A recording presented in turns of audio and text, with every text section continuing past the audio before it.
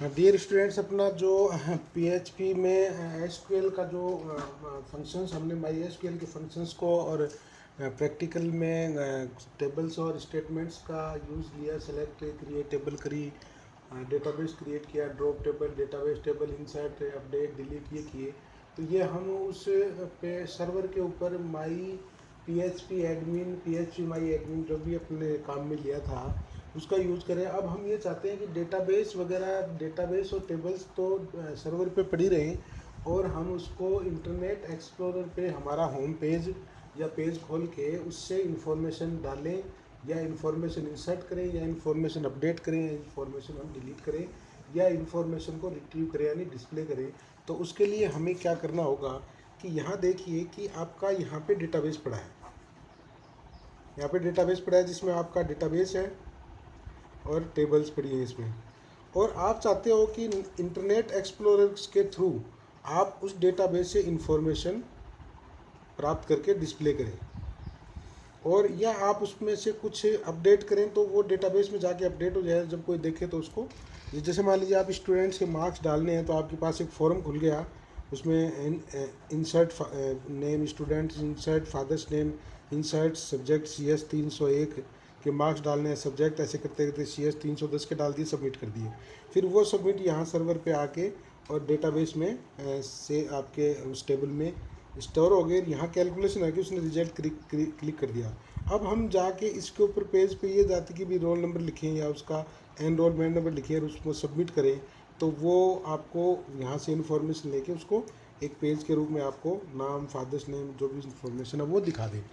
तो उसके लिए हमें क्या करना पड़ेगा कि पीएचपी और डेटाबेस को, पीएचपी और पीएचपी पेज और डेटाबेस को आपको कनेक्ट करना पड़ेगा। तो कनेक्ट करने के लिए जो प्रोग्राम हम लिखेंगे या जो भी पेज होंगे वो आपने, सपोज कीजिए कि आपकी जो लोकल सर्वर बना उसी की बात करते हैं, तो XAMPP नाम का फोल्डर होगा, उसमें HTDOCS, HTDOCS या छोटे अक्षरों में HTDOCS, इस फोल्डर के अंदर मान लीजिए आपने GPC नाम का फोल्डर बना लिया या और कोई आपने XYZ कोई भी बना लिया है, मान लीजिए कि CS का नाम का आपका फोल्डर बन गया या मान लीजिए GPC बन गया, GPC नाम का फोल्डर आपका बन गया। अब इसके अंदर जितनी भी फाइल और डेटाबेस और टेबल है वो सब इसके अंदर सेव रहेंगी और जब इसके इंडेक्स पेज को हम ओपन करेंगे तो मेन पेज या होम पेज, जैसे पहले होम पेज बोलते थे आजकल उसको इंडेक्स, ये इंडेक्स पेज का यूज़ लेता है बाय डिफ़ॉल्ट index.php नाम से। तो हम सबसे पहले देखेंगे कि कोई भी पेज हम बनाएंगे तो हर पेज जब एग्जीक्यूट होगा और डेटाबेस से उसकी इन्फॉर्मेशन आनी है या उससे डेटाबेस में इंफॉर्मेशन या टेबल्स में इंफॉर्मेशन सेव होनी है, होगी या करनी है, या वहाँ से इंफॉर्मेशन लेनी है या अपडेट करनी है किसी टेबल को इस पेज के थ्रू, तो हम उसको कनेक्ट करेंगे। कनेक्ट करने के लिए हमें कोडिंग लिखनी पड़ेगी और कोडिंग लिखने के लिए हम PHP कोडिंग का यूज़ करेंगे। डेटाबेस का यूज़ करना है, साथ साथ कुछ प्री डिफाइंड कोडिंग्स है उनका भी यूज़ करना है। तो आप जैसे मान लीजिए एक पेज बना के उस सर्वर पे डालते हैं, उस पेज को आप यूज़ करेंगे। तो सिंपल सी मान लीजिए मैं एक पेज लेता हूँ, GPC.NECT.PHP, इस नाम का मैं एक पेज बना देता हूँ। उस पेज की कोडिंग क्या होगी, उसको नोटपैड में या किसी भी टेक्स्ट एडिटर में आप बना सकते हैं। तो आप देखेंगे कि angle bracket, open and question mark और PHP, इसको लिख के, और इसी से शुरू होता है और आगे ख़त्म होगा, ब्रैकेट बंद करेंगे। तो इसके अंदर जब आप चलाते हो इस पेज को आप किस पे चलाओगे, लोकल होस्ट पे। आप क्या लिखोगे, यहाँ पे ऊपर यहाँ पे लिख देता हूँ मैं कि लोकल होस्ट, इंटरनेट एक्सप्लोरर पे लोकल होस्ट स्लैश, आपने कौन सी बनाई थी, GPC नाम की फोल्डर साइट, स्लैश कनेक्ट या GPC कनेक्ट CONNECT.PHP। आपको हर कमांड ऐसे देना, तो ये जैसे चलेगी तो उससे कनेक्ट हो जाए डेटाबेस और डेटाबेस से आपका कनेक्शन मिल जाएगा और फिर इस फाइल में आप जो भी कमांड देनी चाहिए वो आगे कर सकते हैं। तो उसके लिए स्टैंडर्ड के फंक्शंस हैं। मान लीजिए आपने एक वेरिएबल, इसमें 3 चीज़ें होती हैं कि आप, मैं पहले बताता हूँ कि जैसे पहले सर्वर का नाम SER, ये स्टैंडर्ड का फिक्स का नाम है, सर्वर का नाम यहाँ पे है लोकल होस्ट, सर्वर का नाम यहाँ पे लोकल होस्ट है वो लिखना है। फिर दूसरा हम देखेंगे कि उस यूज़र कौन है, वो भी यहाँ पे by default user is equal to root, यह देखना है, रूट देना आपको। और डॉलर पास PAS हम इसमें ब्लैंक छोड़ते हैं कि पासवर्ड इसमें कोई भी नहीं है। और उसके बाद में आप जो आपने डेटाबेस बनाया था उसका नाम, तो मान लीजिए DB डेटाबेस या DB नेम या जो भी आप लिखना चाहें लिख सकते, DB या DBCS मान लो, DBCS3 ये ले लेते हैं। Database CS3 is equal to उस डेटाबेस का हम नाम ले लेंगे। और उस डेटाबेस का नाम मान लीजिए आपने वही है डबल कोटेशन में CS कंप्यूटर साइंस 3 दे लीजिए। ये वेरिएबल हमने डिक्लेयर कर दिए। फिर एक कमांड है, उस कमांड का यूज़ करके हम उसको कनेक्ट करेंगे। तो कनेक्ट करने के लिए सिंपल सा है कि आप ये ध्यान रखिए कि आप ये जो एक वेरिएबल लेंगे जो स्टैंडर्ड है, जिसका नाम आप अपने हिसाब से कुछ भी रख सकते हैं, लेकिन मैं भी कुछ भी रखता हूँ। तो डेटा बेस कनेक्ट CON ये ले सकते हैं, या CONN ये भी ले सकते हैं, या CONNE ये भी ले सकते हैं, जो भी आपको लेना चाहें। इज इक्वल टू एक MySQL का फंक्शन है, उसको लेंगे MySQL _CONN। ये कनेक्शन करेगा, किसका करेगा कनेक्शन? आपके जो ऊपर वेरिएबल दिए हैं उसको डेटाबेस से कनेक्ट कर देगा। यानी ये आपका वेरिएबल उस डेटाबेस से कनेक्ट हो जाएगा। तो ये फंक्शन है, ब्रैकेट लगाइए और आपको सर्वर SERVER कौन सा है, लोकल होस्ट। और आप डायरेक्ट यहाँ पे डबल कोटेशन में लिख सकते हैं, इनकी भी जरूरत नहीं है अगर चाहें तो। डॉलर यूज़र वेरिएबल क्रिएट, ये वेरिएबल क्रिएट का मैंने बता दिया था।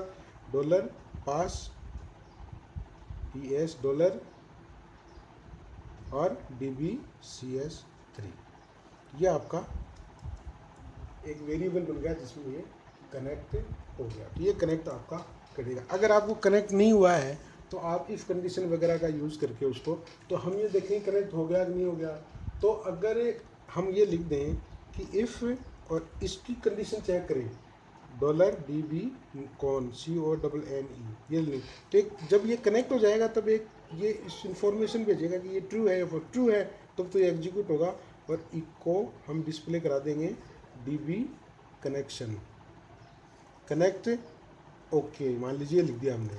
और एल्स अगर नहीं है, else echo DB connect no मान लीजिए लिख दिए।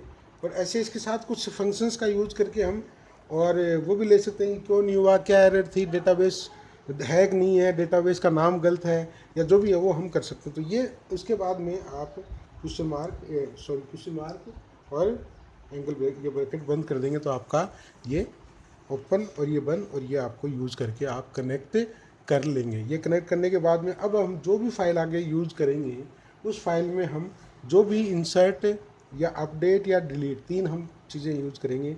तो इंसर्ट और अपडेट और डिलीट जब हम यूज़ करेंगे तो हम ये ध्यान रखेंगे कि हमें ये फ़ाइल को कनेक्ट करना है। ये फ़ाइल कनेक्ट होगी तो ही हम उसको कर पाएंगे एग्जीक्यूट, और उस पर अदरवाइज हम उसको एग्जीक्यूट नहीं कर पाएंगे। तो ये ध्यान रखने की बात है कि इसी में हम आगे अब चलते हैं कि हम उसको कैसे करें, हम उसको इंसर्ट कैसे करें। तो इंसर्ट करने के लिए आपके पास हम सिंपल सा प्रोग्राम अब लिखेंगे कि यहाँ हमने इसको कनेक्ट कर दिया। अब हम दूसरी फाइल बनाएंगे जिसको एग्जीक्यूट करेंगे, तो इस फाइल को वो इंक्लूड करेगा और फिर आपको उस टेबल में इंसर्ट कर देगा। जिस टेबल इस CS3 के अंदर टेबल है उसमें इंसर्ट कर देगा वैल्यू, और हम फिर डिस्प्ले करके भी उसको देखेंगे। तो इंसर्ट करने के लिए आपको insert.php नाम की फ़ाइल सेव करेंगे आप इसमें। और आपको ये ध्यान रखना है कि आपको वही है PHP, और आप इंक्लूड करेंगे INCLUDE इंक्लूड ब्रैकेट छोटे में, और कनेक्ट कौन सा नाम दिया था आपने कनेक्शन के लिए, GPC कनेक्ट, और यहाँ पे GPC ले लेते हैं। तो GPC CONNECT connect.php को ये कनेक्ट कर देगा, यानी इस फाइल में ये पूरी की पूरी कोडिंग यहाँ आ गई। फिर हम एक वेरिएबल लेंगे, ये स्टैंडर्ड का नाम ले तो SQL एक मान लीजिए, कुछ भी नाम ले लीजिए आप, ABC वेक्टर। और यहाँ पे जो हमने इंसर्ट का चलाया था वो सिंगल डबल कोटेशन में आप कमांड चलाएंगे INSERT इंटू, वही कमांड चलेंगे वहाँ के आने, इंटू आपने लिखा था CS3YR, और वैल्यूज़ दी थी आपने, मान लीजिए आपने दे दिया SURESH सुरेश, कोमा दूसरा आपने लिया था उसका सुरेश के बाद में उसका लिया था आपने मार्क्स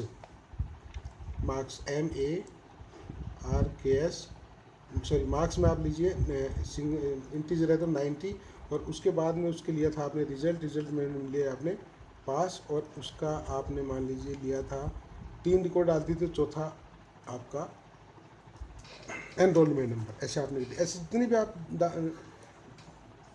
कमांड डाल दिया, उसके बाद आप इस कमांड को एग्जीक्यूट करेंगे। किस पे एग्जीक्यूट करना है आपको? इसमें जो डेटाबेस है उस पर एग्जीक्यूट करेंगे।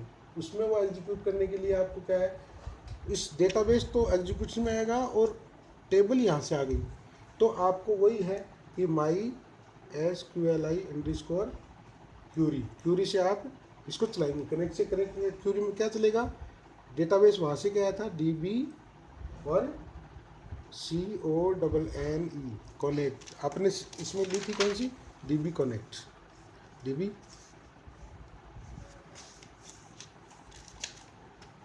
इस टेबल में अपने क्या DBCONNE DB कनेक्ट, और कोमा आपको क्या चलाना है, SQL की क्यूरी $SQL ये आपने चला दी। इसको चलाते ही आपको, और अगर आपको ये चाहिए कि ये जैसे एग्जीक्यूट होगी, प्रॉपरली एग्जीक्यूट होगी, तो उस CS3YR में आपके पास ये 3 1 ये चारों वैल्यू उसमें नया रिकॉर्ड डल जाएगा, उसमें इंसर्ट हो जाएगा। और अगर आप चाहते हो कि देखना चाहते हो कि क्यूरी एग्जीक्यूट हुई है नहीं है, तो वही इफ़ कंडीशन लेंगे। इफ़ कंडीशन में इस पूरी क्यूरी को लिखेंगे $S, या इसको आप अगर वेरिएबल में डिक्लेयर करते हैं $A ले लेते हैं, तो आप $A ले लीजिए, मतलब ये एग्जीक्यूट हुई क्या, यानी ये एग्जीक्यूट होगी तो यहाँ ये ट्रू हो जाएगी, नहीं होगी तो फॉल्स होगी, तो ये एग्जीक्यूट होगा। और यहाँ पे इको अगर एग्जीक्यूट हुई है तो इंसर्ट डेटा हो गया डेटा, और एल्स इको नॉट इंसर्ट, और ये आपकी चल जाएगी, और ये आपने बंद कर दी। तो इससे क्या होगा कि आपका कमांड जब आप इसको चलाओगे तो ये इसको कनेक्ट कर लेगी, तो आपको उसको यूज करने के लिए आपको डेटा इंसर्ट हो जाएगा। अब अगर अगला हम करते हैं इसके अंदर कि डिस्प्ले करेंगे, अगर डेटा को ये इंसर्ट किया तो इसको डिस्प्ले कैसे किया जाए, तो डिस्प्ले करने के लिए हम इसको बाद में एक लास्ट स्लाइड में हम इसको यूज़ करेंगे। टेबल बनाएंगे, टेबल में उस डेटा को जैसे हमने देख लिया, अब जाके आप उसके SQL में जाके उसको कमांड दे के सेलेक्ट स्टार क्या उसके अंदर जो है उसी में चले जाए, माई PHP एडमिन में जाके आप SQL में जाके और सेलेक्ट स्टार फ्रॉम और CS3YR, इसको गो पे जाके क्लिक करेंगे तो आपको जो इंसर्ट किया वो दिखाई दे देगा। और इसके बाद में हम एक पेज भी बनाएंगे अपडेट और डिलीट के बाद में, जिससे कि आप इसको इसी होम इंटरनेट एक्सप्लोरर या कोई भी वेब ब्राउज़र पे आप इसको ओपन कर सकते हो। तो वो अगली स्लाइड में अगले में अपडेट इंसर्ट हो गया, अपडेट डिलीट और डिस्प्ले करने का हम प्रोग्राम इसमें करेंगे। धन्यवाद।